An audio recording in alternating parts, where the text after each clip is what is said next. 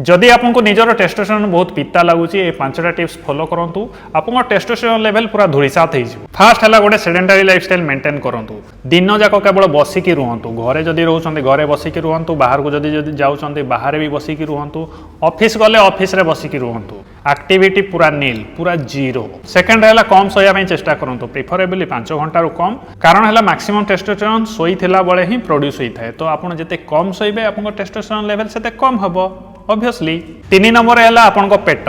पेट सब बड़े बड़ करंतु पेट आपनकर जते बड़ हबो आपनकर फैट लेवल सेते अधिक हबो आपनकर फैट लेवल जते अधिक हबो आपनकर एस्ट्रोजन लेवल सेते अधिक हबो